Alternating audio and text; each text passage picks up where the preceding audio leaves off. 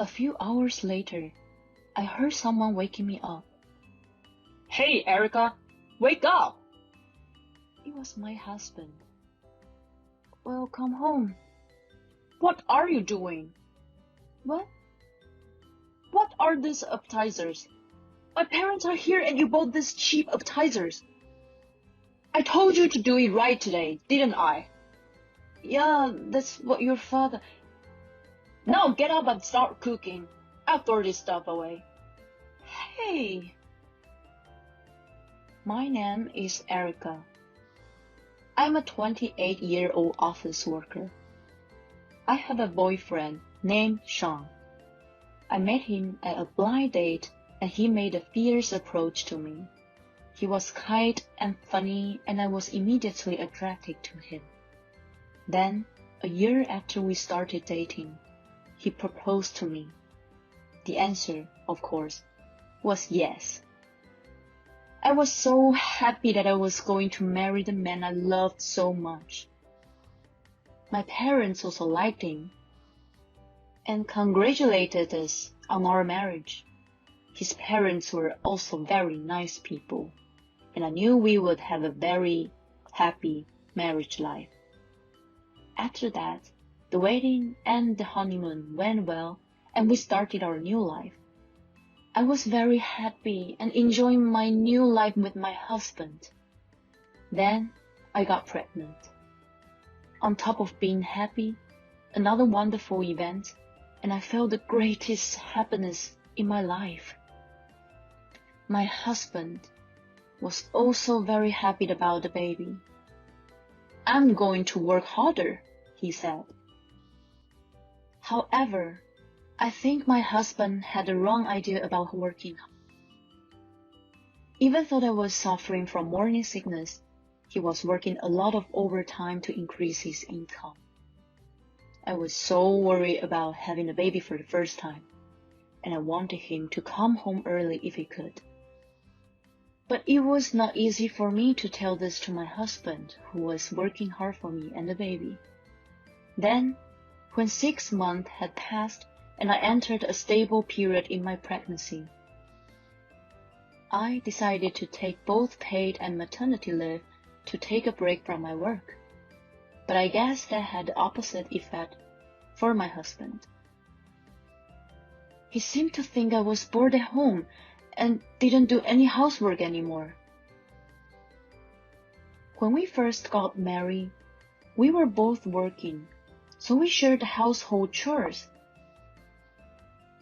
Also, when I got pregnant, he took the initiative to do the housework because he was concerned about my health. But when he started working more overtime, he helped with the housework less and less, and I had to do it all by myself. I was feeling quite stressed out, and one day I had a run-in with my husband. He didn't work overtime and came home early that day. Oh, welcome back. You're home early today. Yeah. By the way, what's for dinner? I'm sorry. I'm not feeling well, so I was lying down until just now. And I was going to start cooking now. I was able to come home early today. And how come there isn't any food? What?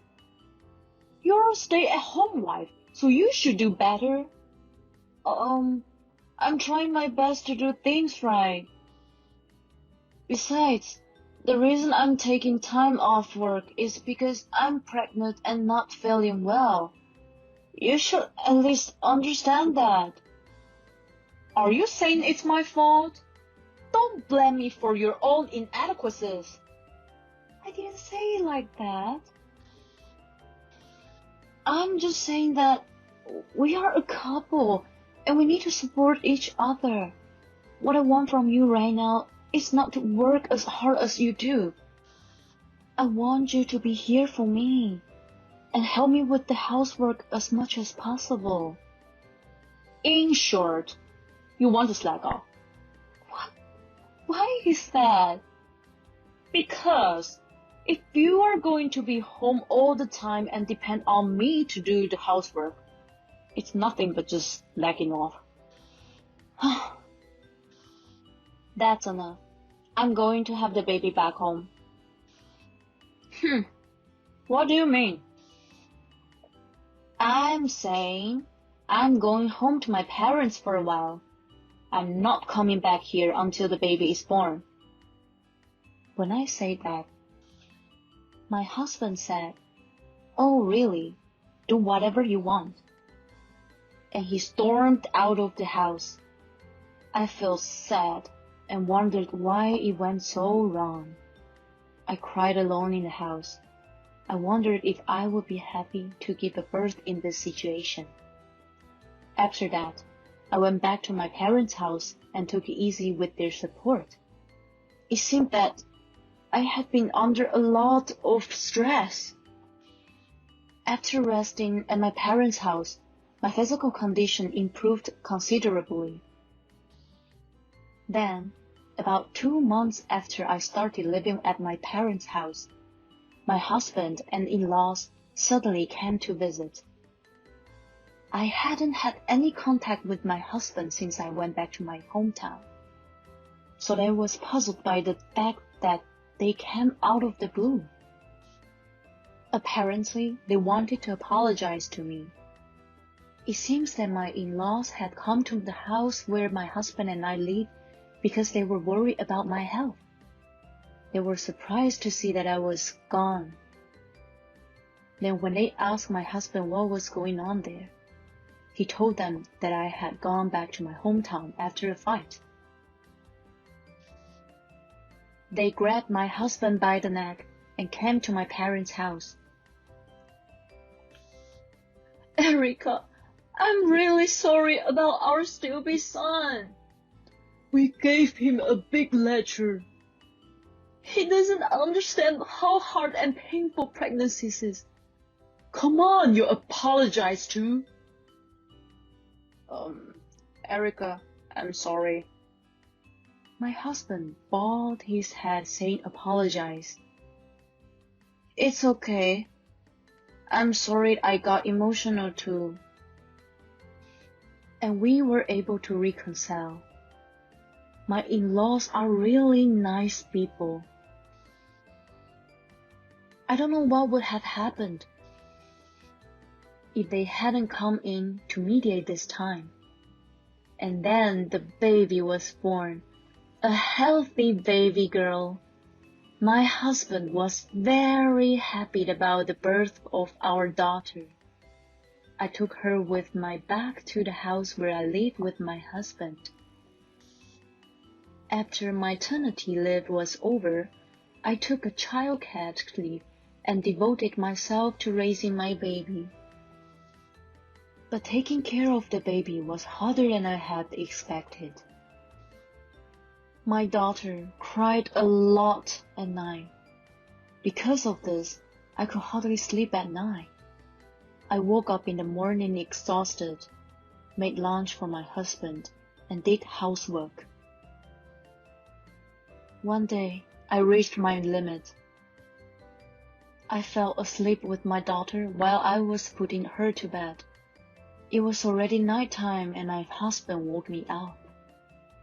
"Oh, I'm sorry. I knew I was in trouble.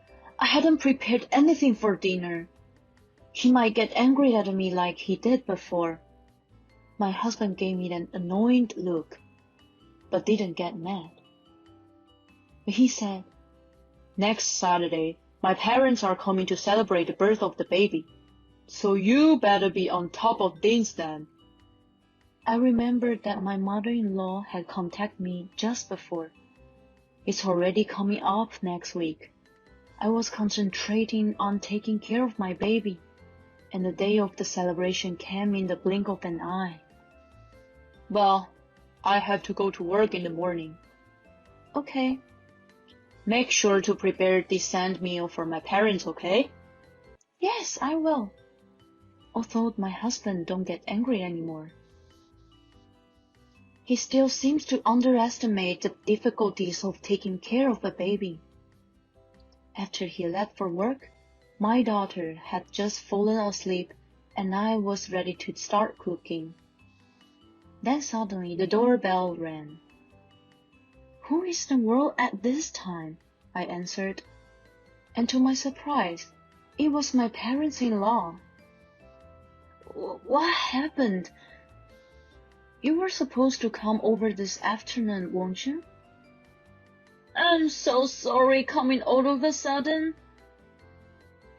I was just thinking that you must be trying very hard to make a feast. Look, I bought appetizers, so we can all eat this together.